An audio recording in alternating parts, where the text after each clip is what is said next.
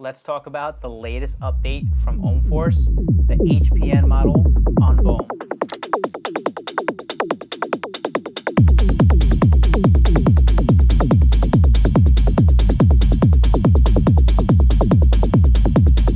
This might actually be the first kick module update I've seen where the kick might not even be the craziest part. But the real twist is what happens when you hit the groove.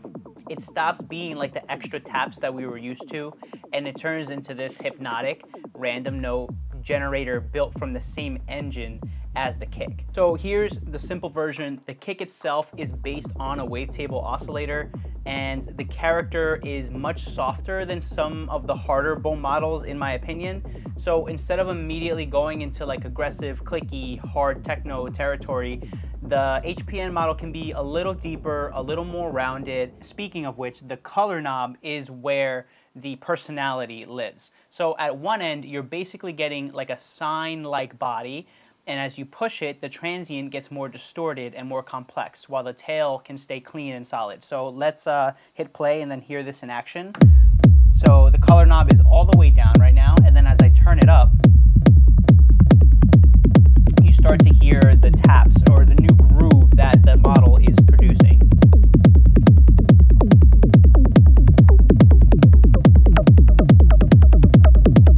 So this is already super cool.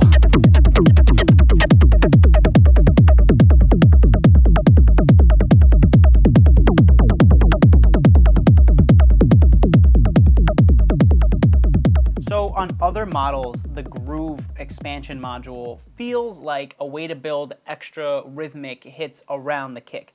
But with the Hypno model, so HPN stands for hypnotic if that wasn't obvious enough, so the groove becomes a random sequence of notes from another instance of that wavetable oscillator. So you can set the sequence length, you can change the random seed, you can choose the scale, transpose the pattern, shorten or lengthen the notes, or filter the whole thing down to get a much deeper, more hypnotic vibe if you're not wanting to have that more mid-range groove into the patch. So just to like, so I can stop talking and we can hear this, I'm gonna turn up the kick.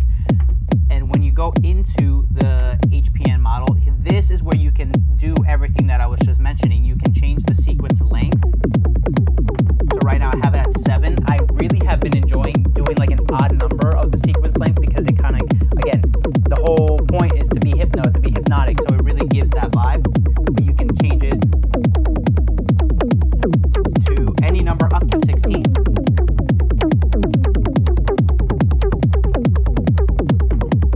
You can change the random sequence seed, and I think there's like 1,000 of these or something. Like, I mean, the number is just like absolutely ridiculous.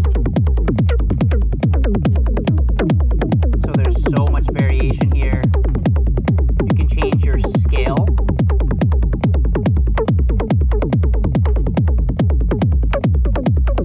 So you can hear the difference in pitch information here.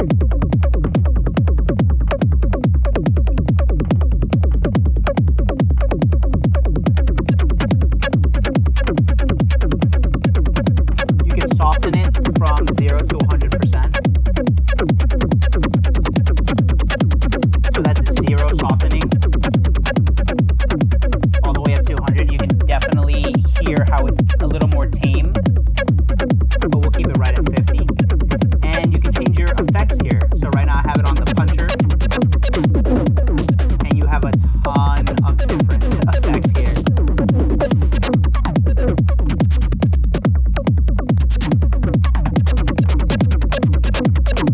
You can change your shapes. Absolutely, just so many different options to really hone in and design the kick exactly how you want it.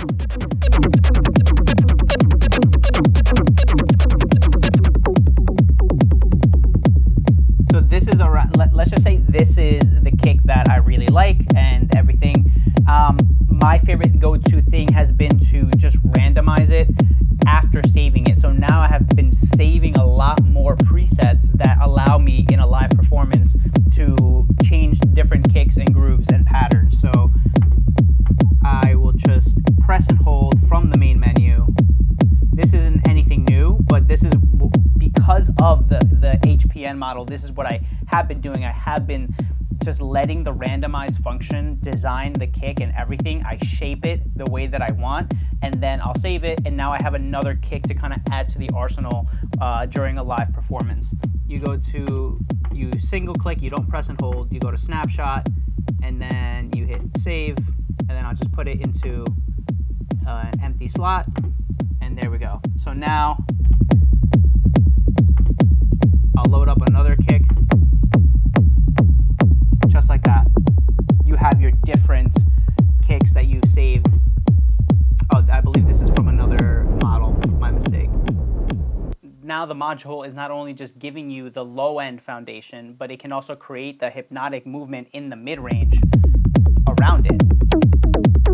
And that's why this new update feels so important, because it's not just a new kick sound, it's a new way to make the kick, the rumble, and the groove feel like they're coming from the same thing. It's all glued together and it's all working in tandem, and it's all so practical. So back to the randomize feature and how I've just been using it. So now that I've already saved this kick, I'll just hit randomize. Now you have a completely new set of parameters from here, from the layer to the wavetable, the effects, stereo, everything. The sequence length and the seed, everything is randomized, and you can just keep doing that to taste. Like this one,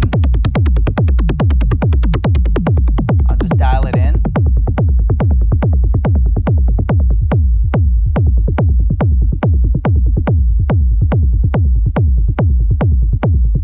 And you have something already just ready to go. Now, in a live performance, it might be very risky to just hit randomize. That's why, like in a studio setting, I'll like randomize, design the kick and everything, and then I'll save it. So now I'll have new snapshots to go to in the live performance. But in a studio setting, personally, I mean, this is kind of like the gift that keeps on giving. That's why I've been producing so much more music, because the instant randomization of having the inspiration be just so immediate is priceless.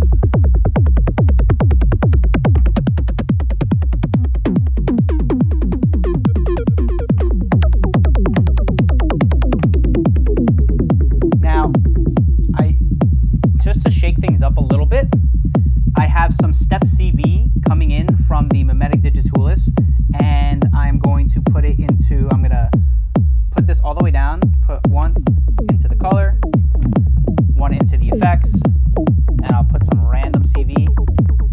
So now I have a randomized sequence with random CV going into it, and dialing this in gives you another added layer of performance, another added layer of designing.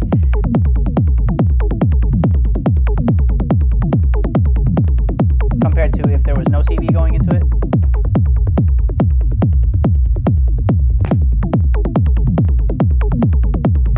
And even if I had no CV going into it, and then I tried opening up the effects and the color or the filter, you're still not really getting, you're still getting the same vibe and feel, but you're not getting that exact sequence. So having the ability to send CV into these parameters adds a whole other layer of complexity, and adds a whole nother layer for you to shape the kick how you want it and shape the groove how you want it.